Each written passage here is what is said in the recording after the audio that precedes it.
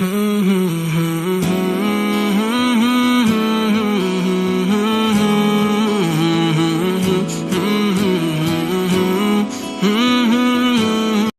سو صحاب کے ساتھ حضور عمرے کے لیے تشریف لاتے ہیں. کفار مکہ کھڑے ہو گئے کہ ہم عمرہ نہیں کرنے دیں گے، لڑائی ہوگی. حضرت عثمان غنی رضی اللہ تعالیٰ عنہ کو بھیجا کہ ہم عمرہ کر کے واپس چلے جائیں گے، کوئی لڑائی کا ارادہ نہیں ہے. انہوں نے کہا یہ نہیں ہوگا. عثمان آپ آئے ہو تو طواف بیت اللہ کرنا چاہو تو کر سکتے ہو. کہا نہیں، یہ تو نہیں ہو سکتا کہ حضور کے بغیر میں طواف کروں. خیر صلح حدیبیہ کا موقع آیا تو عروہ بن مسعود کی قیادت میں قریش مکہ نے مذاکرات کیے حضور علیہ السلام سے، تو ایک صلح نامہ طے پا گیا. اس کی شرائط میں سے ایک شرط یہ تھی کہ مکے سے اگر کوئی شخص بھاگ کر کے مدینہ المنورہ جائے تو اہل مدینہ اس کو پناہ نہیں دے سکیں گے. وہ ہمارا بھگوڑا شخص ہوگا تو اس کو پناہ نہیں دے سکیں گے. اور اگر کوئی شخص مدینہ المنورہ سے مکہ واپس آنا چاہے تو اہل مکہ اس کو پناہ دینے کے مجاز ہوں گے. تو حضرت عمر رضی اللہ تعالی عنہ اس شرط پر بہت پریشان ہوئے اور حضرت ابو بکر صدیق رضی اللہ تعالی عنہ سے جا کے بات کی اور کہا کیا ہم حق پہ نہیں ہیں؟ کہا حق پہ ہیں. حضور اللہ کے سچے رسول نہیں ہیں؟ کہا حضور اللہ کے سچے رسول ہیں. تو کہا 1400 کی تعداد معقول ہے، پھر ہم دب کے صلح کیوں کریں؟ صلح کی شرائط برابر کی ہونی چاہیے.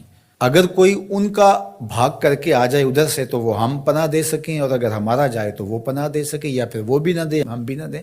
تو حضرت ابو بکر رضی اللہ تعالیٰ عنہ نے بغیر کسی تعامل کے ایک بات کہی کہ عمر کیا اس شرط کو حضور قبول کر رہے ہیں؟ تو کہا وہ قبول کر رہے ہیں. تو برجستہ دوسرا جملہ آیا، کہا عمر ہوا رسول اللہ صلی اللہ علیہ وسلم. عمر وہ اللہ کے رسول ہیں. جب وہ قبول کر رہے ہیں تو بات ختم.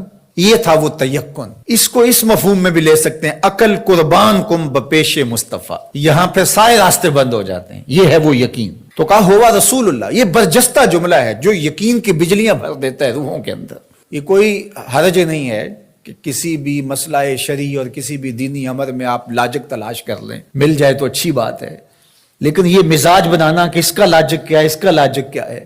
تو اب ذرا دیکھیے کہ جو ظاہری اس پہ بات اٹھتی تھی کہ 1400 کی ہماری تعداد ہے اور وہ اتنے ہیں، تو برجستہ جو جواب دیا وہ یہ تھا ہوا رسول اللہ صلی اللہ علیہ وسلم، کہ وہ اللہ کے رسول ہیں. تو حضرت عمر وہیں خاموش ہو گئے. آگے چلیے. حضور علیہ السلام کا وصال ہوتا ہے. اس سے قبل لشکر اسامہ حضور روانہ کر چکے ہیں. 17-18 سال عمر تھی تو ان کی قیادت کے اندر حضور نے ایک لشکر تیار کیا. تو یہ لشکر ابھی جرف کے مقام پہ پہنچا تھا کہ حضور کا وصال ہو گیا. خبر پہنچ گئی تو اب حضرت اسامہ کیسے بڑھ سکتے تھے، واپس آ گئے. تو تدفین کے بعد حضرت سیدنا ابو بکر صدیق رضی اللہ تعالی عنہ جو کہ خلیفہ بنا دیے گئے تھے، انہوں نے جو حکم جاری کیا وہ یہ تھا کہ اسامہ بن زید اپنے ہدف پہ دوبارہ روانہ ہوں. تو صحابہ نے کہا کہ بڑے بڑے جنگی ماہرین اس لشکر کے ساتھ ہیں، تو پیچھے سے اگر حملہ ہو گیا تو یہ نقصان کا سبب اور ذریعہ بن سکتا ہے. لہٰذا حکمت یہ ہے کہ اس لشکر کو ابھی کچھ دیر کے لیے روک لیا جائے. تو میں نے یقین کی بات سیدنا صدیق اکبر کے حوالے سے آپ کے سامنے رکھنا شروع کی ہے. تو سنیے کیا جواب آتا ہے.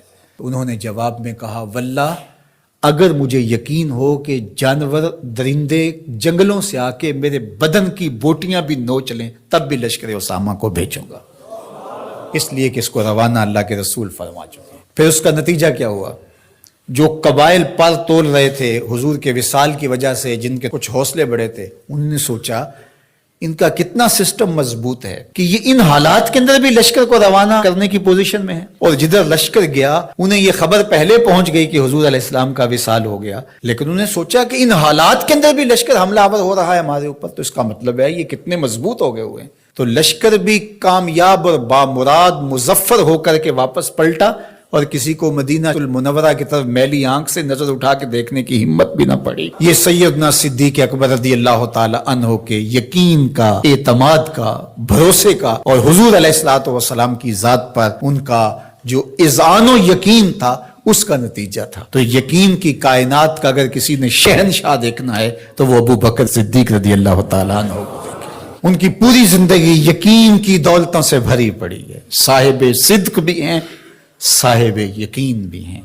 یقین کی جس عظمت پر وہ فائز المرام ہیں، تو ان کی گردے راہ بھی اگر نصیب ہو جائے تو یقین کی دولت نصیب ہوتی ہے.